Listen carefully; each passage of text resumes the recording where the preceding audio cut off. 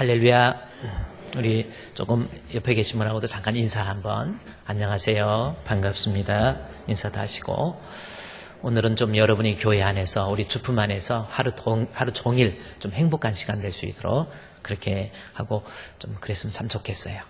자, 오늘 하나님께서 우리에게 주시는 말씀의 대목은 직무를 다하라라는 말씀입니다. 지금 우리가 예배소서 공부하고 또 골로새서도 잠깐 공부했고요. 특별히 예배소서의 교회론을 통해서 교회가 무엇인가라고 하는 거, 그것도 이 직무를 다하라라는 말씀을 통해서 공부했습니다. 자, 본문의 말씀 디모데후서 4장 5절 말씀에 보면 마지막 줄에 전도자의 일을 하며 내 직무를 다하라라는 이 말씀.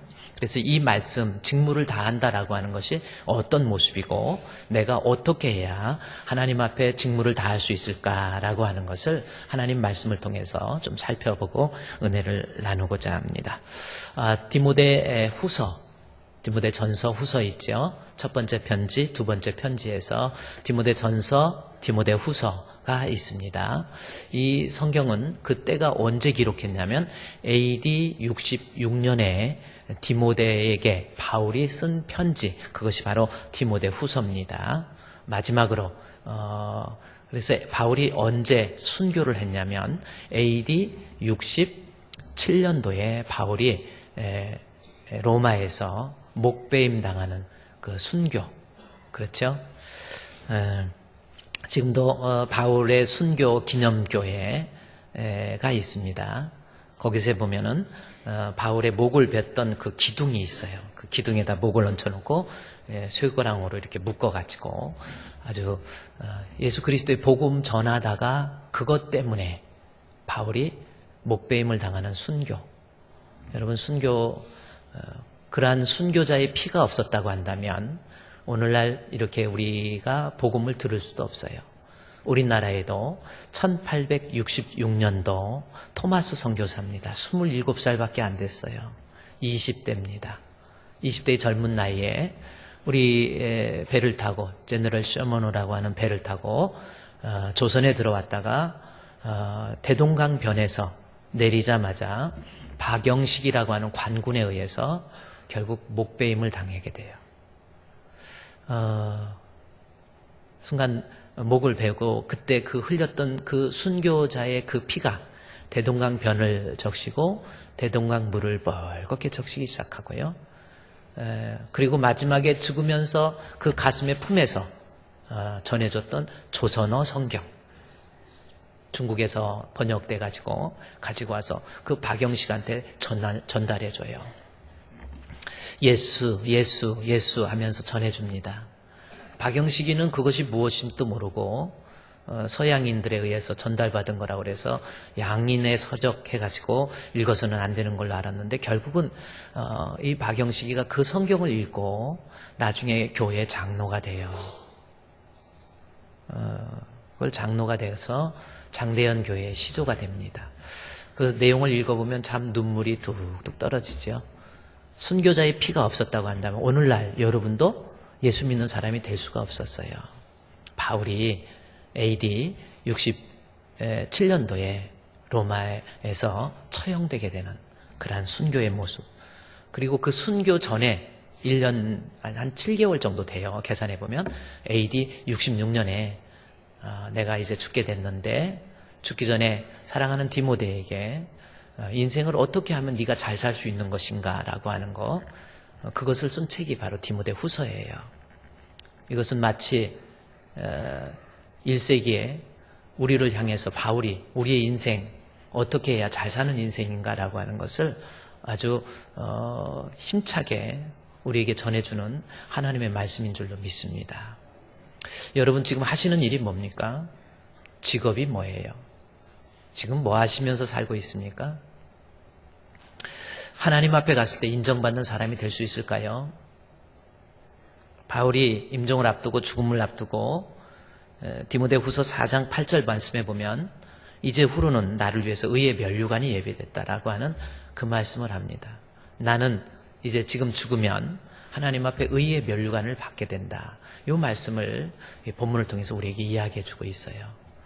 여기서 의의 면류관이라는 것은 좋은 거지요. 스테파노스라고 하는, 천주교에서 스테파노스라는 이름을 많이 씁니다. 스테파노스, 면류관이라는 뜻이에요. 칭찬, 존귀, 영광의 모습을 상징할 때 면류관이다. 스테파노스. 그렇게 이야기합니다. 그런데 바울이 내가 이제 임종을 앞두고 내가 죽게 되면 하나님 앞에 이제부로는 나를 위해서 의의 면류관이라는 거죠. 여기서 의의 면류관이라는 것은 이 디카이오슈라고 하는 단어를 씁니다. 그래서 디카이오슈네스 스테파노스라고 하는, 이 스테파노스라는 것은 면류관, 그렇죠? 칭찬과 존귀와 영광을 상징하는 왕이 쓰는 면류관 스테파노스입니다. 그런데 세상에서 받는 스테파노스가 아니라 디카이오슈네스라고 하는 겁니다. 디카이오스라고 하는 것은 하나님 앞에서 인정받는 의를 이야기할 때 디카이오스라고 하는 단어를 쓰게 돼요. 그러니까 여기에서 이 말씀은 뭐냐면 세상에서 사람들에게 인정받고 그래서 받는 그러한 면류관 말고 하나님 앞에 갔을 때 받게 되는 면류관, 그것이 디카이오슈네스 스테파노스라는 천국에서 받게 될 영적 면류관이라는 거죠. 한번 여러분 우리 생각해 봅시다. 사람은 언제 죽을지 모르잖아요. 이번에도 그 고속도로에서 유조차 운전하시는 분이 이렇게 또 어떻게 조셨는지 뭐 하는지 모르지만, 야, 그거 뉴스 볼 때 보니까 운전하고 막 달려오는데 이 갈피를 못 잡고 중앙선 막 넘어가가지고 침범해가지고, 그러다 보니까 그 윤활유가 들어있는 그 통이 폭발을 해요. 넘어가면서 폭탄이 돼가지고 막 떨어지는 거예요.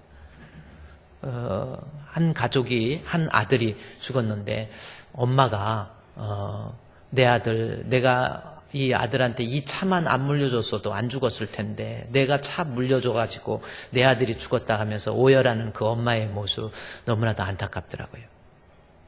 아들한테 새로운 직장 하고 그런다고 해서 엄마가 끌고 다니는 마티스라고 하는 차가 있는데 그 차를 아들한테 물려줬는데 그거 윤활유통이 넘어와가지고 불이 붙으니까 도망가려고 그랬는데 이쪽에 틈이 있어갖고 못 도망가가지고 차에서 그냥 얼마나 마음 아파하고 아이들 있는데 얼마나 그 참 가정이 그렇게 됐습니까?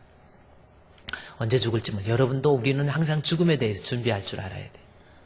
죽어서 천국에서 인정받는 사람, 의의 면류관 받을 수 있는 저와 여러분이 되시기를 주의 이름으로 축원드립니다. 그렇죠?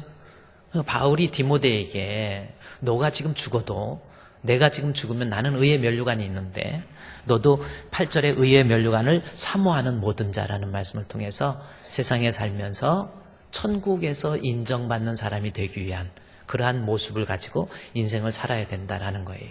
그러면서 그렇게 천국에서 의의 면류관을 받는 사람이 되려면 어떻게 해야 되는가라고 하는 겁니다. 세 가지를 반드시 준비하라는 거예요. 여러분 인생 잘 사는 거 세 가지를 반드시 준비하라는 겁니다. 바울이 죽으면서 내가 아들과 같이 여기는 이 디모데에게 이 세 가지만은 반드시 네가 준비해야 하나님 앞에 갔을 때 인정받는 천국잔치에 참여해서 칭찬과 존귀와 영광의 자리에 설 수 있는 사람이 된다, 이 말씀입니다. 그러면 여러분 인생을 잘 사는 것이 이런 모습이라는 거예요. 첫 번째, 궁금하지 않습니까? 내가 인생 살면서 천국 가기 위해서 준비해야 될 것 세 가지 중에 첫 번째, 바울이 디모데에게 이야기한 거, 디모데 후서 이 4장에 앞서서 디모데 후서 3장 말씀해 보니까 3장 15절 말씀에 보면 이것을 준비하라는 거예요. 첫 번째 뭘 준비인가? 15절 말씀에 중간쯤에 보니까 그리스도 예수 안에 있는 믿음, 이 세상 살면서 믿음부터 준비하라는 거예요. 할렐루야. 그리스도 예수 안에 있는 믿음. 믿음은 믿음인데 무슨 믿음이냐면 그리스도 예수 안에 있는 믿음. 그 믿음을 갖게 되면 본문 15절에 믿음으로 말미암아 구원에 이르게 됩니다. 할렐루야. 천국에 가는 거죠. 따라서 이 땅에 살면서 바울이 이야기하는 것, 첫 번째는 믿음이라고 하는 것을 반드시 준비하고 있으라는 거예요. 여러분 믿음 있습니까? 한번 생각해 보세요. 내가 주님 앞에 갔을 때 준비해야 될 것, 가장 중요한 건 믿음이에요. 그런데 이 믿음도 믿음 나름입니다. 인간이 가지고 있는 기본적인 종교심 때문에 인간은 누구에게나 종교적인 그러한 마음이 있어요. 동물이 아닌 이상 원시인들도 벽에다가 벽화를 그리고 태양을 그리고 뭘 그리고 해서 자기의 종교심을 표현하게 됩니다. 원시인들도 그래요. 동물은 그렇지 않죠. 인간은 종교심을 가지고 있어요. 그런데 그 종교심을 구원 얻는 믿음으로 착각하지 말라라는 겁니다. 누구에게나 믿음은 있잖아요. 제가 늘 여러분께 표현하는 할머니들도 어떤 할머니들 그냥 물 떠놓고 무슨 일 있으면 집에다 물 떠놓고 하고 빌고 있어요. 할머니도 믿음이 있죠.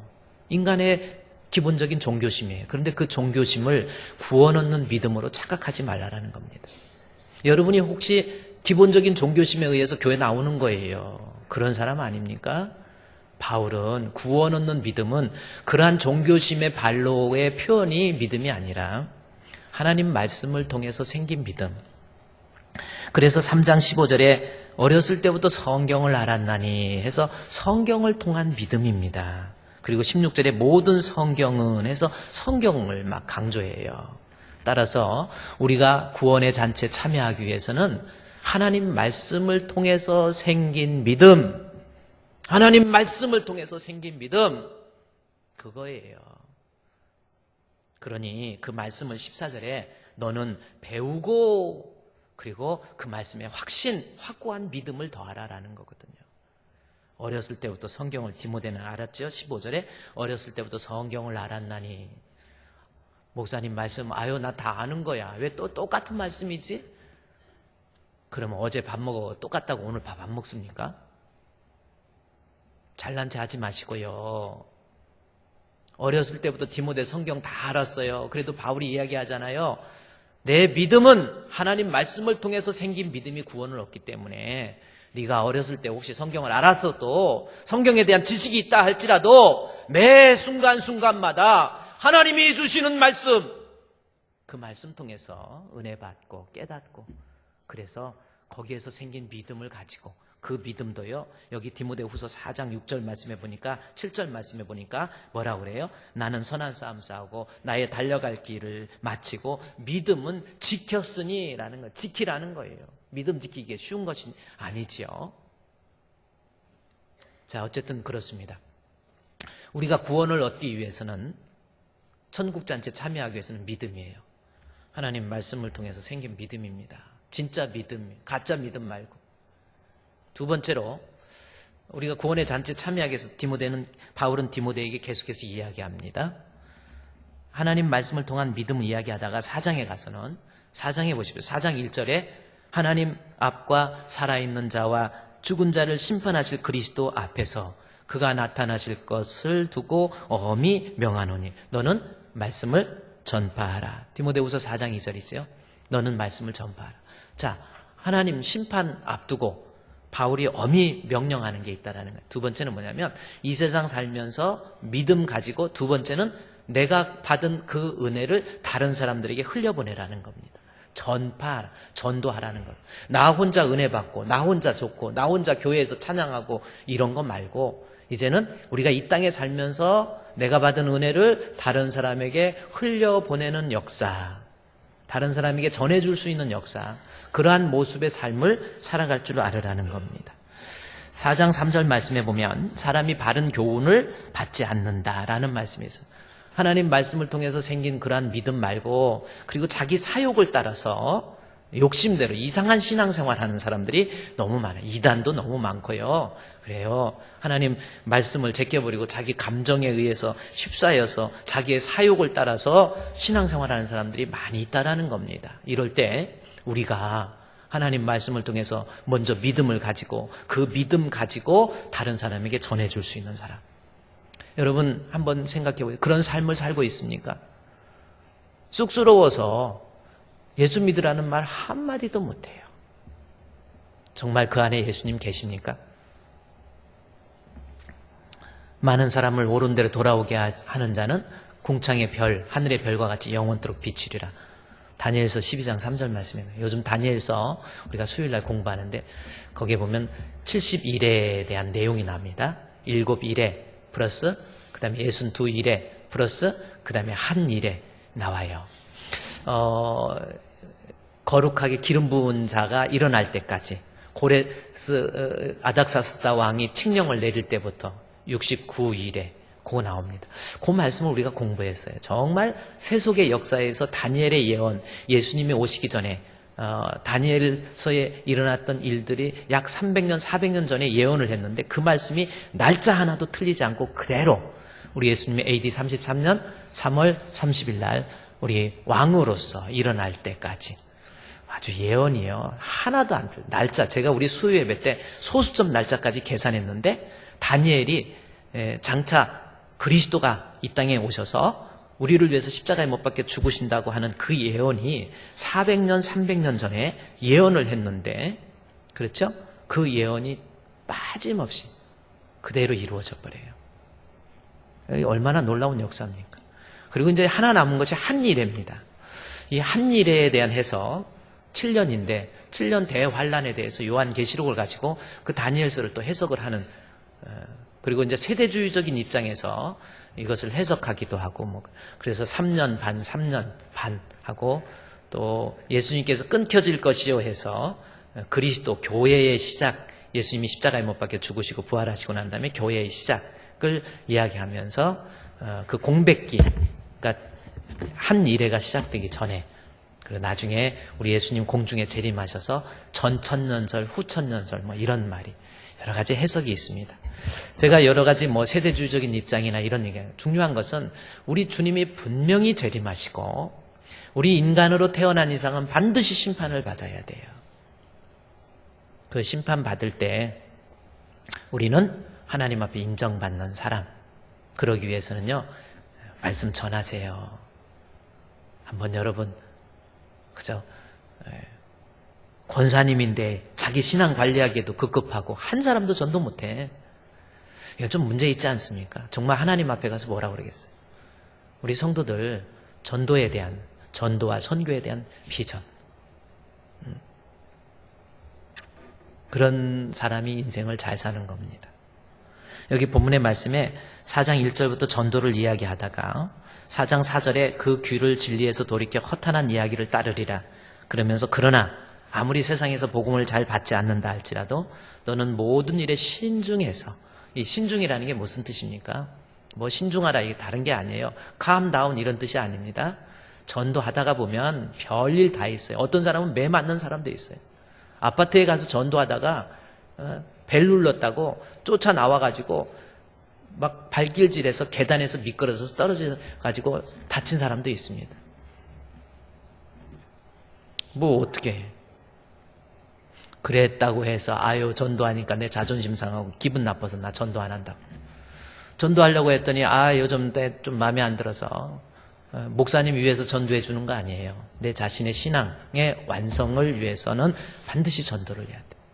그래서 신중하라는 것이 이거저거에 일희일비하지 말라라는 겁니다. 전도하다가 힘들다고, 무슨 일 생겼다고 나 그만둬야 돼, 아니에요. 그래서 전도에 대해서 신중하며 고난을 받고 그 다음에 전도자의 일을 하며, 그게 나온 겁니다. 우리도 전도합시다. 아멘. 인생 잘 사는 거 가르쳐 드리는 거라니까요. 그렇게 사세요. 믿음 가지고 전도하고. 마지막 하나, 중요한 거 하나 있습니다. 5절 말씀에, 디모데후서 4장 5절에 전도자의 일을 하며 내 직무를 다하라라는 거죠. 자, 직무를 다하라라고 하는 거, 또 이 말씀이 무슨 뜻인지, 세 가지 중에서 마지막 세 번째가 직무를 다하라라는 겁니다. 그럼 직무를 다하라, 여러분이 이 본문을 읽고 이게 무슨 뜻일까?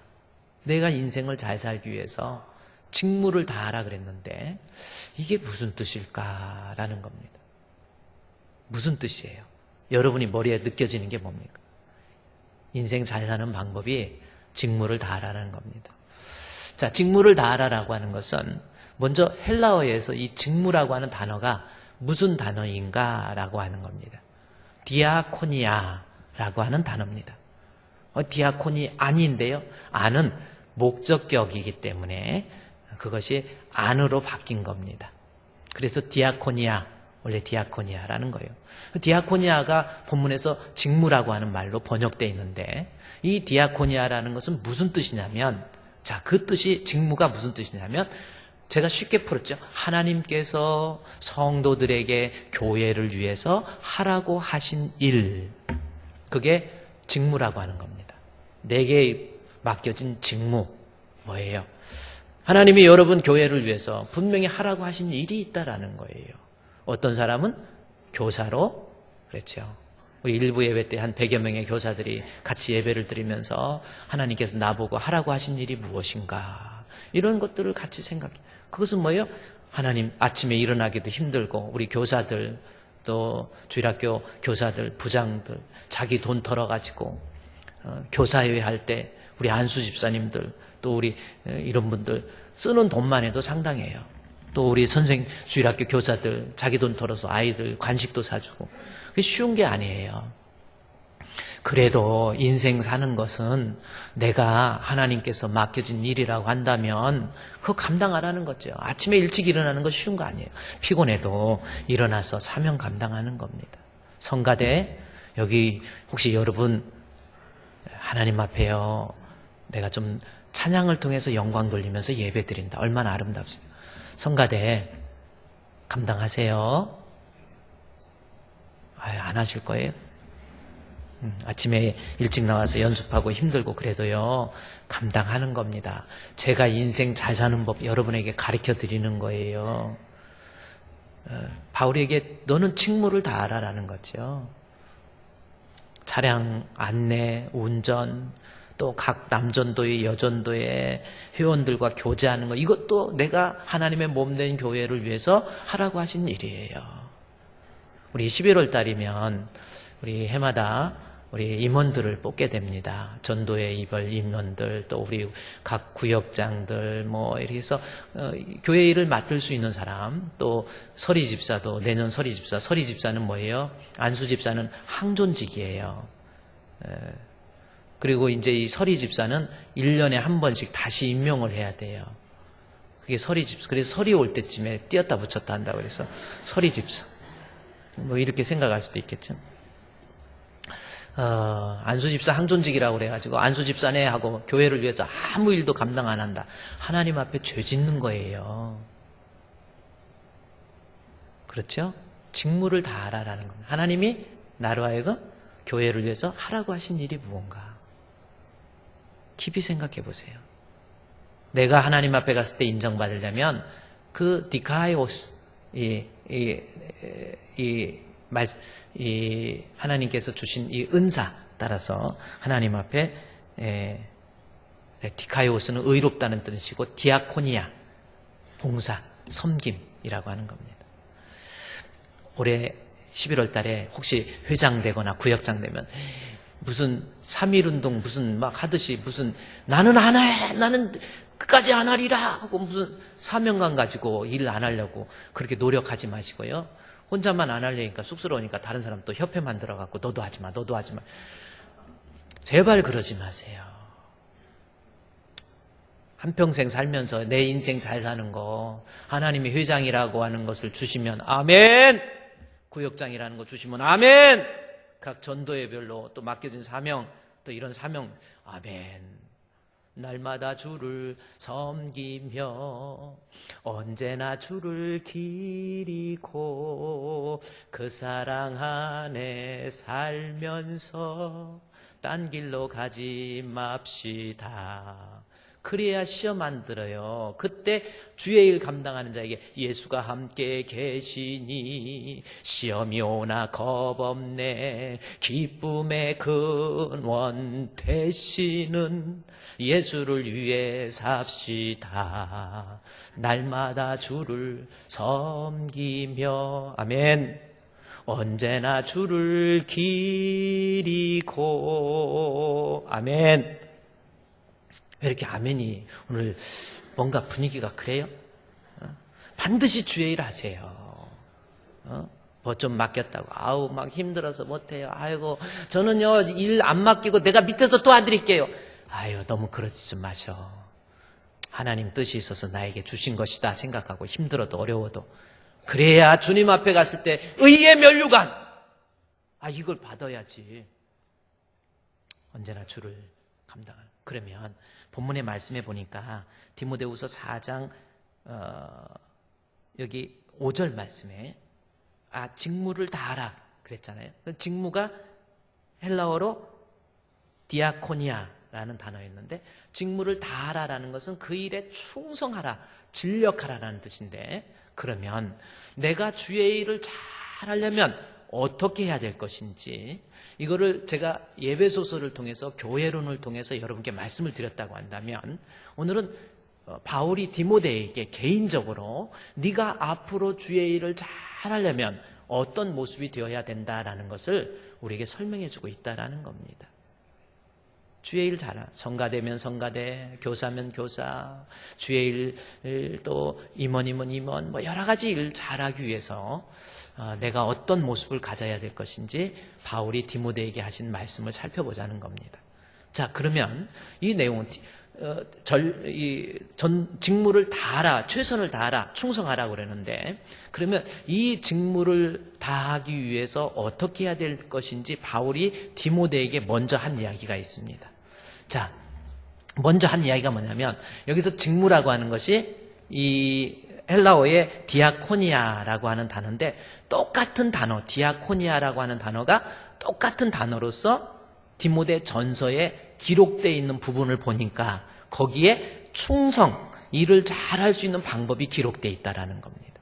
그러면 직무를 다하기 위해서, 충성된 사람 되기 위해서는 어떤 모습이 필요한가라는 것을 알 수 있다는 거죠. 그러면 이 헬라어의 디아코니아라고 하는 단어가 디모데 전서로 한번 가볼까요? 디모데 전서 1장으로 한번 가보세요. 자, 디모데 전서 1장의 말씀에 보면 거기 기록되어 있습니다.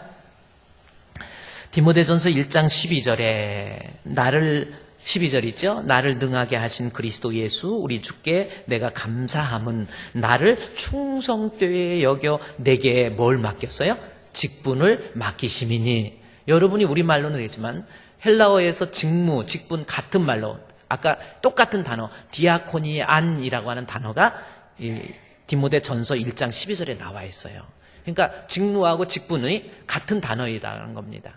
그런데 이 직분을 잘 감당하려고 한다면 어떻게 해야 될 것인가, 이것을 알아야 되는데, 본문의 말씀에 보니까 12절 말씀을 다시 보면 우리 주께 내가 감사함은 나를 충성되게 여겨 내게 직분을 맡기셨다. 이 말씀이 나옵니다. 충성이 나오죠. 충성되게 여겨 내게 직분을 맡겨주셨다. 자, 그런데 이 충성이라는 단어가 여러분이 생각할 때 충성 그러면 일한다 이런 개념으로만 생각을 합니다. 예를 들어서 요한계시록에서 내가 죽도록 충성하라, 그리하면 생명의 면류관을 내가 내게 주리라, 요 말씀이 있어요.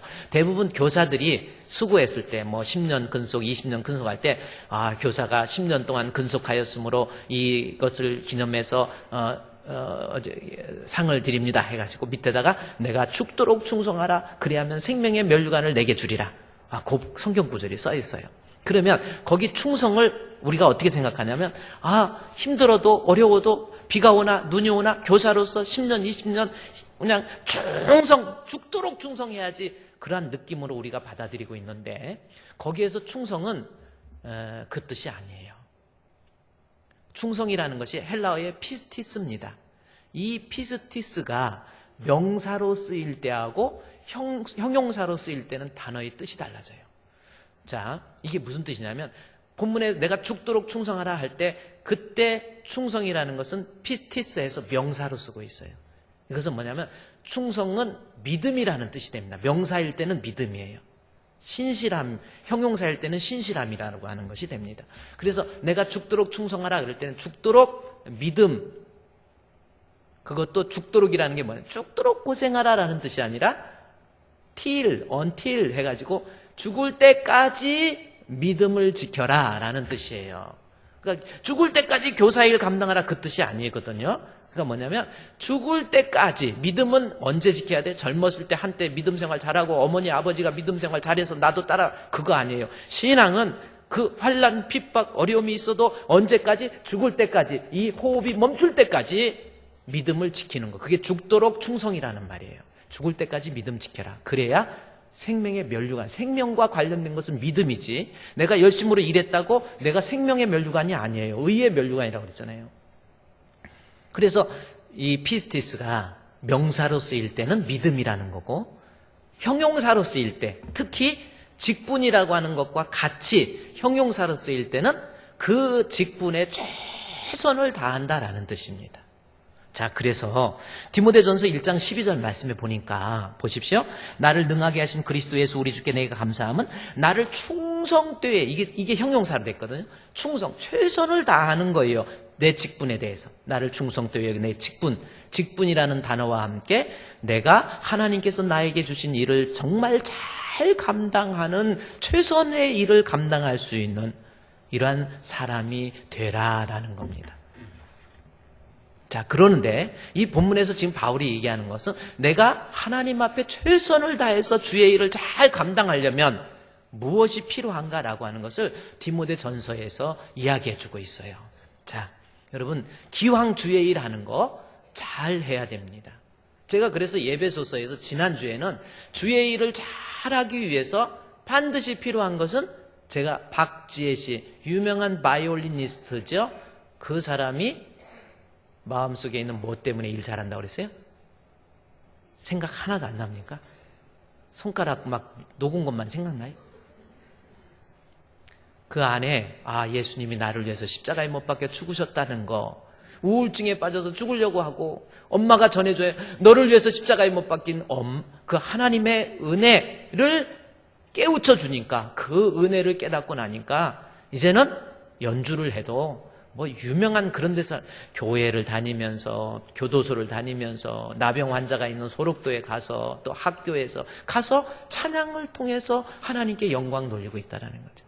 주의 일을 할 수 있는 힘이 우리 박지혜 씨에게 하나님이 주신 은혜, 나를 대속해 주신 주님의 은혜를 내가 간직하고 그것을 깨닫는 것, 그 사람이 주의 일 잘한다라고 하는 거죠. 자, 그래서 디모데전서 1장 12절에 내 직분을 맡기심이니 그러면서 14절에 우리 주의 은혜가 그리스도 예수 안에 있는 믿음과 사랑과 함께 넘치도록 풍성했다. 15절에 사람이 받을 만한 이 말, 그리스도 예수 안에서 내가 죄인이었는데 나 구원해 주시려고 세상에 임하셨다. 하나님께서 나를 위해서 십자가에 못 박혀 죽으신 구원의 은혜를 감격하니까 그 사람은 주의 일을 잘할 수 있는 사람. 그런 사람이 되는 거예요. 그러니까 교회 일 하는 사람, 목사님이든 장로님이든 권사님이든 우리 성도든 주의 일 할 때 나를 위해서 십자가에 못 박혀 죽으신 주님의 은혜를 내가 느끼고 또 그 은혜에 감격할 줄 아는 사람이 주의 일을 잘할 수 있다. 바울이 그 이야기를 에베소서에 있는 말씀과 비슷한 내용관점에서 이야기를 해주고 있어요. 그런데 오늘 또 하나 배울 것은 뭐냐면 충성되게 일하기 위해서 내 안에 있는 은혜도 중요하지만 디모데전서 1장 12절 말씀을 자세히 보세요. 자, 이렇게 하면 여러분 앞으로 주의 일 잘할 수 있는 사람이 됩니다. 12절이 뭡니까? 나를 능하게 하신 그리스도 예수 우리 주께 내가 감사함은 나를 충성되게 여겨 내게 충성된 직분 끝까지 주의 일을 잘하기 위해서 12절에 나를 능하게 하신 그리스도 예수라는 말씀이 나옵니다. 여기 능하게 했다라고 하는 것, 헬라어의 듀나미스라고 하는 단어입니다. 폭발력 있는 힘, 이 듀나미스라고. 내적인 폭발력을 듀나미스라고 그러고, 외적으로 그것이 막 튀쳐나오는 것을 다이나마이트라고 하는 거 있죠. 다이나마이트라는 말이 있죠. 막 밖으로 폭발돼 버리는 거예요. 다이나마이트. 헬라어에서 나온 겁니다. 듀나미스는 내적으로 막 그 뜨거움이 마치 막 화산 이글이글 끓듯이 내 마음의 뜨거움으로 임하는 것을 듀나미스, 내적인 감격. 그 다음에 이 다이나마이트처럼 다이나믹이라고 이제 영어에서도 그러죠. 이것은 외적인 폭발력입니다. 자, 본문에 나를 능하게 했다라고 하는 것이 듀나미스라고 하는 내적인 뜨거움의 은혜예요. 이거 내적으로 내가 뜨거워져야 된다라는 겁니다. 근데 본문에서 무엇으로 뜨거워졌는가 봤더니 1장 12절에 나를 능하게 하신 그리스도 예수 우리 주 예수 그리스도로 말미암아서 내가 내 마음의 뜨거움으로 채워진다라는 말씀이 나옵니다. 자, 이 듀나미스라고 하는 헬라어의 단어는 바로 성령을 얘기하는 거예요. 사도행전 1장 8절에 성령이 너에게 임하시면 너희가 권능할 때 뒤나미스라는 말이에요. 그러니까 나를 능력 있는 사람, 주의 일을 감당할 때 능력이 있어야 되잖아요. 그 능력을 어느 때 받느냐면 우리 주 예수 그리스도를 통해서 받는 능력. 다시 말해서 내가 주의 일을 잘하려면 내 안에 은혜도 중요하지만 위로부터 성령의 능력을 내가 입어야 우리 주님 앞에 주의 일을 잘할 수 있는 사람이 된다라는 겁니다. 성령 충만해야 돼요. 그래야 주의 일 잘할 수 있다라는 겁니다. 사도행전 11장 24절 말씀에 보면 바나바라는 사람이 나와요. 11장 24절에 바나바 나옵니다. 바나바는 착한 사람이래요. 그러면 우리는 착하다 그러면 윤리적으로 도덕적으로 저 사람은 참 착해, 그 뜻이 아닙니다. 이 착하다라는 것이 헬라어의 아가도스, 하나님 마음에 든다라는 거예요. 윤리적으로 도덕적으로 착한 사람이 하나님 마음에 드는. 그럼 뭐 죄 안 짓고 그래요. 중들이 죄 안 지려고 산속에 올라가고 목닥치고 그러면 하나님 마음에 드나요? 도덕적이고 윤리적인 것은 하나님 앞에 진짜 속한 사람은 윤리적으로 도덕적으로 착해질 수밖에 없지요. 여기저기 죄나 짓고 다니고 사람들 눈물이나 나게 하고 힘들게 하는 사람이, 그 사람이 하나님 앞에 진짜 믿음이 있을까요? 그래요. 여기 바나바가 착한 사람이라는 것은 윤리적으로 도덕적으로 착하다는 뜻이 아니에요. 하나님 마음에 든다는, 하나님 보실 때 착한 사람. 그런데 어떤 사람이 착한가 봤더니 성령과 믿음이 충만한 사람. 그러니까 주의 일 그래서 잘하는데 이에 큰 무리가 주게 더해지는 거죠. 바나바에게 있어서 자기의 직무는 가르치는 것. 오늘날 여기는 목사와 교사입니다. 선교사입니다. 그러니까 많은 사람들이 바나바가 일을 잘해서 큰 무리가 주게 더해지는 거예요. 자, 그게 어떻게 해서 가능할까 했더니 사도행전 11장 24절에 금방 또 들어갔다 나올 거예요. 근데 이 11장 24절에 성령이 충만하고 믿음이 충만하다. 성령 충만하면 주의 일 잘할 수 있다라는 거예요. 할렐루야. 내가 하나님 앞에 성령이 충만하면 우리 주님 앞에서 주의 일을 잘할 수 있는 그러한 사람이 될 수 있다라는 거죠. 여러분 실제로 그래요.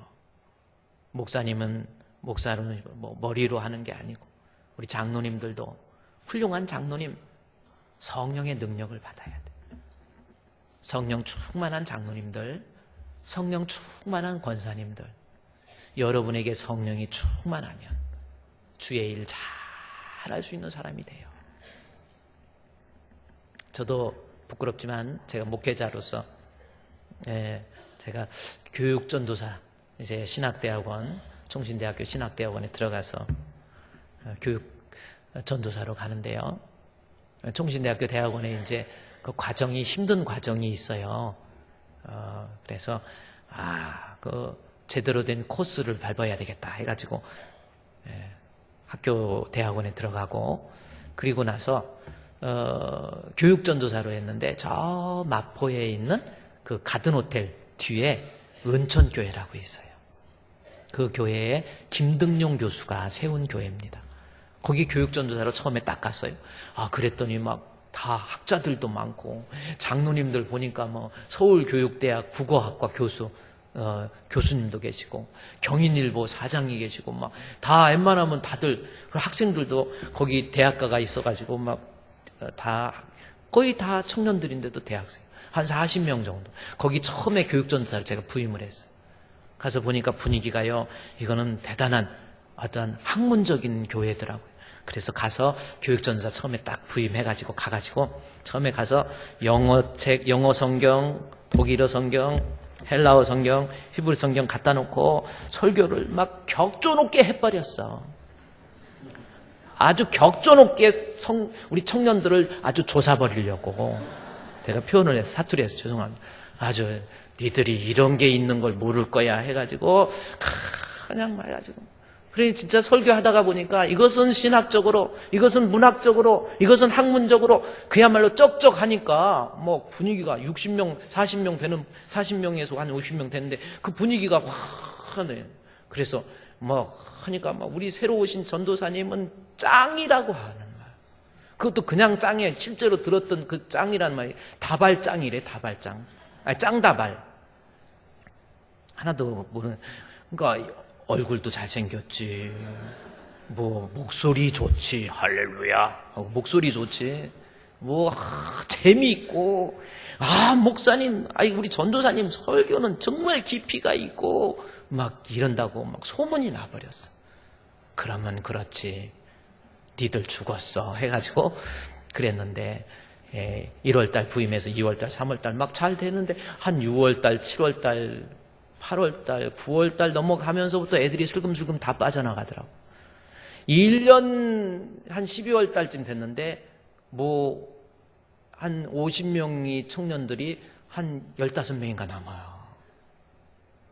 이게 왜, 얘네들은 왜 그러지? 이것들이 왜 이렇게 이걸 안 듣고 그래? 그러니까 막, 너희들, 무식해서 그래? 해갖고 막 또 조샀죠. 예? 그런데 1월달 되니까 나중에는요, 한 10명 안팎으로 막 8명, 6명. 그건 회장을 뽑았는데, 내 이름 지금도 잊어버리지도 않아요. 지금도 살아있으니까 얘기를 못 하는데, 회장을 뽑았는데 회장이 어디서 그 오토바이를 하나 어디서 샀는지 주웠는지는 모르겠지만은 걔는 웬만한 거 다 주워요. 그래가지고 오토바이 마우라를 뒤로 올려가지고 소리 빼레렉 나게 해가지고 그냥 머리 물들이고 손가락 잘린 장갑 딱 끼고 거기에다 5명, 4명 태워갖고 으아 하고 교회 와서 전사님 안녕! 막 거의 깡패더라고요. 아니, 이게 뭐야? 이거 목회하다가 사람들 다 빠져나가고 이게 뭐예요? 영적인 불량배들밖에 없어. 그러다가 우리 최한수 목사님이 지금은 분이엘교회 당회장 목사님이신데 나를 불렀더니 최 전도사 올해까지만 하고 그만둬 그러더라고요. 도저히 안 된 거야. 그래서 야 이건 어떡하냐 올해까지만 하고 그만두래. 그래가지고 저희 아내랑 얘기하고 하다가 안 되겠다 이건 아니지.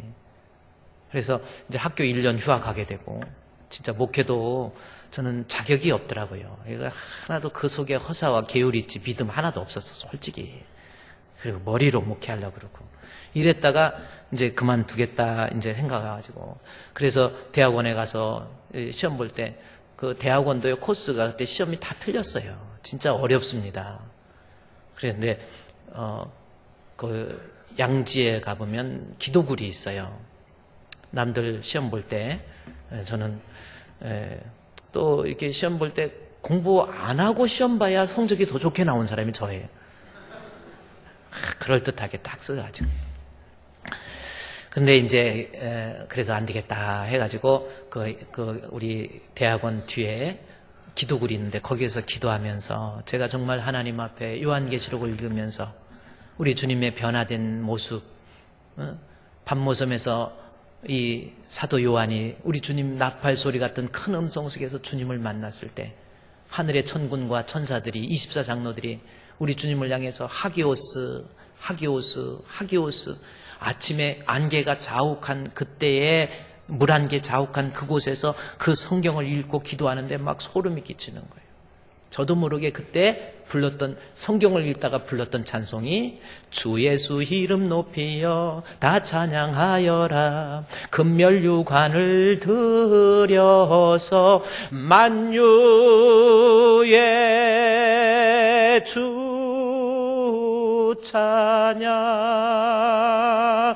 막 그거를 막 부르는 막 소름이 막 닭살을 들면서 정말 주님의 임재를 막 느끼면서 그러면서 하나님 앞에 기도하고 그리고 다시 은천교회 가서 최 목사님께 목사님 성도 같은데 그대로는 안 했지만 같은 최씨끼리 그러지 맙시다 해가지고 목사님 저한테 기회를 좀 주세요 이래가지고 다시 전도사로 그래서 그 교육전도사로 4년을 있었어요. 우리 아내 그때 처음에 교육전도사 때 90년도 때는 제가 결혼을 안 해가지고 설교를 짱하게 막 과학적으로 합리적으로 했더니 막 서로 소개한다고 난리가 나가지고 그래서 그 수많은 여자들 쫓아내느라고 그거 얼마나 힘들었겠어요. 오직 제 마음에는 우리 아내만 생각하고 그래서 수많은 사람들이 결혼하기 전이었으니까 막 그랬다가 우리 아내하고 90년도에 제가 결혼을 했습니다. 그랬더니 다 닭 줬던 개 돼가지고 그런 나쁜 사연들이 있었어. 근데 그리고 나서 하나님 앞에 야, 목회는 이게 아니구나. 내가 머릿속에서 지식이 많다고 실력이 있다고 능력이 있다고 많이 배웠다고 진짜 목회 잘하는 게 아니야.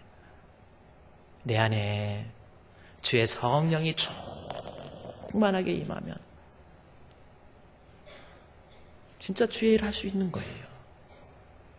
이게 진짜 주의 일이라니까요. 바나바는 착한 사람이요. 성령이 충만하니까 보세요. 주의 일 하면서 믿는 자가 큰 무리가 죽게 더해지잖아요. 목사로서 내 안에 성령 충만함을 잊게 되면 목사가 결코 여러분 주의 일 하면서 유혹 많고 시험 많은 것이 주의 일이잖아요. 성령이 임하지 못하면 목회하면서 때로는 막 돈의 유혹에 넘어가가지고 나중에 난리 나버리는 거예요. 여자의 유혹에 넘어가갖고 넘어지는 사람들도 또 있어요. 명예의 유혹에 넘어지는 사람. 그러나 내가 성령의 충만함을 받게 되면, 그래서 바울이 네가 앞으로 주의 일 하면서 나를 능하게 하신 우리 주 예수 그리스도로 말미암아, 즉 주님이 주신 능력으로 내가 주의 일을 감당할 줄 아는, 다시 말해서 성령이 충만해야 주의 일을 잘 할 수 있고 곁길도 빠지지 않고 딴 길도 안 빠져요. 우리 장로님들, 주품교회 장로님들 세계적 장로님이에요. 우리 장로님들은요, 제가 그러라고 말하는 게 아니라 실제적으로 너무나도 훌륭하세요. 목양실에서도 그냥 목사님, 장로님 당회할 때 보면 참 그냥 뭐 다른 거 없어요. 우리 예수님이 우리 안에 계시니까 정말 진리 안에서 자유가 있는 거예요. 목사도 욕심 버리고 다 내려놓을 것 내려놓으면 두려울 게 뭐가 있겠습니까? 우리 장로님들의 마음속에 성령이 충만해야 장로의 사역을 잘해요. 때로는 목사님한테 잔소리 들어야 되지요. 안 좋은 소리 들어야지요. 얼마나 힘들겠습니까? 그럼에도 불구하고 내가 끝까지 맡겨진 사명을 잘 감당하려면 우리 장로님들의 마음속에 성령이 충만. 권사님들 성령 충만해야 권사의 일합니다. 이렇게 말하고 저렇게 말하고 막 엉뚱한 소리 하고 다니고 아침에는 기분 좋았다가 저녁에는 기분이 이상하고 수시로 변하는 사람, 조석으로 변하는 분들이 우리 교회는 없지만 다른 교회는, 우리 주품교회 같은, 품 말고 품교회는 많이 바람 따라서 움직여요. 그냥 정말 권사님들 아무것도 아닌 거 가지고 오해하고요, 교회에 대해서 막 이런 사람들이 없지 않아요. 진짜 그대 마음은 바람 왔다가 가는 바람. 그 찬송가 아니죠? 이게 왜? 성령 받으면, 내가 성령이 충만하면 이런 일이 있어도 저런 일이 있어도 그러려니 주의 일 잘 감당할 수 있는 방법은 오직 성령의 충만함이에요. 우리 안수집사들 성령 못 받으니까 저 사람 어떻게 안수집사 됐대? 보면 이게 아닌 그런 사람이 우리 교회는 없지만, 나는 모르겠어. 있는지 없는지 모르겠지만은, 뭐요? 아직 하나도 성령이 계셔야 주의 일 힘들어도 어려워도 바빠도 할 일 많지만 주님이 원하신다면 내가 세상 것 포기하는 한이 있더라도, 내가 가진 것 잃어버린다 할지라도, 수십억의 재산이 내가 예배를 드림으로 잃어버린다 할지라도, 나 섬기는 자는 나 있는 곳에 그도 거기 있으리라. 툭하면 예배 빠지고 이게 도대체 뭐예요? 왜 그럽니까? 성령이 내 안에 계시면 안 그래요. 성령의 능력으로 사역하라. 제 브래드포드 롱이라고 하는 사람이 쓴 책입니다. 제가 성령의 능력으로 사역하라는, 주의 일 할 때 성령의 능력이라는 것이 정말 여러분도 마찬가지예요. 정말 내 안에 성령의 능력으로 주의 일하는 거예요. 이 제 브래드 롱이라고 하는 사람이 쓴 책인데, 물론 이 책을 제가 보니까 우리 보수주의, 개혁주의 신학 중에서도 보수주의 입장에서 보면은 성령의 내주하심과 성령의 임재에 대해서 우리 보수주의 입장에서는 그것을 동시적인 것으로 봅니다. 하나로 봅니다. 근데 약간의 그 차이적인 성령의 내주하심과 성령의 충만함, 이거 다 틀린다. 이렇게 이야기하는 내용인데 약간의 교리적인 차이가 있지만 그래도 저 책에서 성령이라고 하는 것이 무엇인가를 얘기하면서 정말 교회 다니면서 내가 흔들리지 않고 시험 들지 않고 좌절이나 절망하지 않고 진짜 하나님 맡겨진 사명을 부끄러울 것이 없는 일꾼으로서 자신을 최선의 모습으로 드릴 수 있는 방법은 그 안에 주의 성령이 충만하게 임해야 된다는 겁니다. 여러분, 그래서 바울이 주의 일에 충성을 이야기하면서 성령의 사역을 이야기하고 있지 않습니까? 여러분 어떻습니까? 지금 주의 일 나는 바쁘고 뭐하고 어떻게든지 예배만 드리고 이제는 그러지 마세요. 인생 잘 사는 방법, 믿음 지키고 전도하고 직무를 다해야 되는데 직무를 잘 감당하려면 주의 성령의 충만함이 내 안에 임하게 되면 시험이 있어도 유혹이 있어도 환난이 있어도 핍박이 있어도 우리 다음 주에 살펴볼 내용을 보면 바울을 보세요. 누가 내 안에 있는 그리스도의 사랑에서 끊으리요 환난이나 핍박이나 기근이나 적신이나 위협이나 칼이랴 그 높음이나 깊음이나 이 세상의 어떤 피조물이라 할지라도 내 안에 있는 그리스도 예수 사랑 안에서 그 누구도 끊을 수 없다라는 고백을 하지 않습니까? 아니 주의 일 하다가 왜 이렇게 곁길로 가고 딴 길로 가고 삶이 변화가 일어나지 않고 그거 진짜 예수 믿는 사람 아니라니까요? 아니 잘 나가다 좋을 땐 좋다가 조금만 기분 나쁘면 불같은 성격 임해가지고 막 떠들고 아내가 좀 뭐라고 했다고 갑자기 불가자 이러고 아내가 남편이 좀 뭐라고 했다고 뭐야 하고 막 말하네. 그거요 좋은 게 아닙니다. 그건 정말 성령이 그 안에 있는 진짜 예수 믿는 사람의 모습이 아니에요. 빨리 알아차리고 정말 예수님이 내 안에 있으면 화날 일이 있어도 떠들 일이 있어도 잠잠 calm down. 자기도 모르게 너그러워져요. 예수님 성령 충만 이것은 나로 하여금 주의 일을 잘 할 수 있는 사람으로 만들어냅니다. 우리 이 시간에 하나님 앞에 기도해요. 하나님 인생 잘 사는 거 뭡니까? 믿음 가지고 전도하고 그 다음에 맡겨진 일을 해야 돼요. 아무 일도 감당하지 않는 거 하나님 앞에 보고거리 없습니다. 주의 일 잘 감당하려면 성령 충만해야 됩니다. 이 시간에 하나님 앞에 기도하기 하나님 나에게도 성령의 충만함을 주셔서 무엇인가 교회를 위해서 하나님 앞에 불평 원망 없이 잘 감당하게 해 주시옵소서. 다 같이 기도하겠습니다. 하나님 아버지 감사합니다. 저희들 주의 자녀로 삼아주신 은혜 감사합니다.